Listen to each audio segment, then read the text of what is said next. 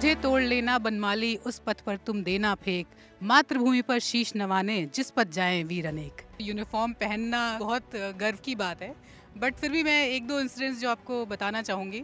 Recently अभी इस 26 जनवरी को मुझे मौका मिला कि मैं supreme commander of all 3 forces उनके सामने मैंने झंडारोहण किया 26 जनवरी को, और उसके बाद 29 जनवरी को बीटिंग रिट्रीट में।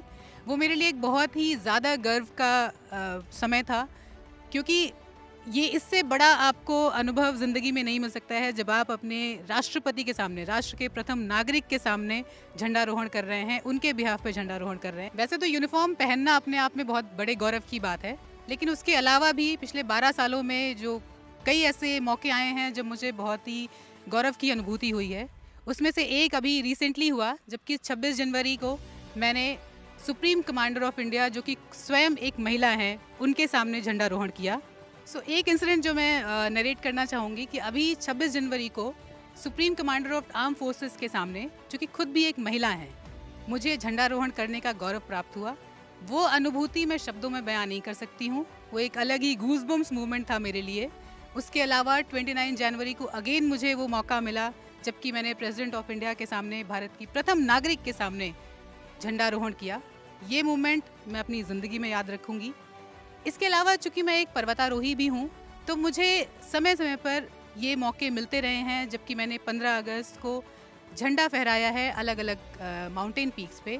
वो मूवमेंट भी मेरे लिए यादगार है और पूरी ज़िंदगी मेरे साथ रहेगा। अकेडमी में महिला या पुरुष जैसी कोई चीज़ नहीं होती है।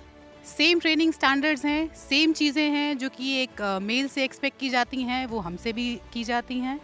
वही ट्रेनिंग स्टैंडर्ड्स उनके भी हैं, वही टेस्ट उनके भी हैं जो हमारे हैं। एंड जब तक आप एकेडमी से बाहर निकलते हैं, आप सिर्फ एक ऑफिसर होते हैं, आप कोई महिला या पुरुष नहीं होते। The main motivation of me joining the Indian Army was my elder sister.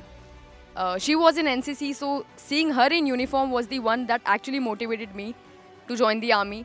And my all the SSB preparations, my going through all the preparation was only her. She motivated me to join the army. And one more thing was that, like, seeing the officers, I am completely from civilian background, and seeing the officers in uniform, so donning that uniform was my dream, and I have achieved it, and I am really happy. मैं Indian army को thank करना चाहूँगी कि उन्होंने मुझे ये opportunity दी to become the first women officer जो सियाचिन पे डिप्लॉय हो सके। सियाचिन ग्लेशियर में डिप्लॉय होने से पहले हम सभी को एक ट्रेनिंग करनी पड़ती है जो सियाचिन बैटल स्कूल में होती है। वो इंश्योर करती है ट्रेनिंग कि आपके सामने ग्लेशियर में कैसी भी सिचुएशन आए, आप उसको ओवरकम। सियाचिन में हमारे लिए जो एनिमी है वो तो एक तो है हमारी adversary, and the second is the climate. वहाँ पे बहुत ही हार्श क्लाइमेट्स होते हैं, टेम्परेचर -40 -45 तक ड्रॉप हो जाता है। तो जो मेन चैलेंज है हमारे लिए वो है कि खुद को फिट रखना है, और जो टीम है हमारे अंडर उनको फिट करना है। बॉयज़ का मोराल कैसे हाई रखना है, उनको कैसे मोटिवेट करना है कि वो एक एक दिन अपना वहाँ पे निकाल सकें, और जिस कंडीशन में हम वहाँ पे चढ़े हैं उसी कंडीशन में हमको नीचे उतरना है। शेप 1 चढ़े थे, शेप 1 उतरना है, तो वो हमारे लिए मेन चैलेंज होता है वहाँ पे। I'm a third generation Fauji. My grandfather served in army and my father also did served in army. I always wanted to be a part of army. Operation दोस्त के दौरान हमें बहुत ही शॉर्ट नोटिस में एक मैसेज मिला था कि हमें टर्की जाना है, जहाँ पे अर्थक्वेक आया था, और वहाँ पे हमें एक HADR मिशन के तहत एक हॉस्पिटल इस्टेब्लिश करना था। तो इसके दौरान हमें अराउंड 7 to 8 आवर्स में हमने पूरी प्रिपरेशन के साथ we were ready to move for Turkey. Since earthquake हुआ था तो बहुत ही डिवास्टेशन था हर जगह। वहाँ पे हमने जाके अपना हॉस्पिटल सेटअप किया।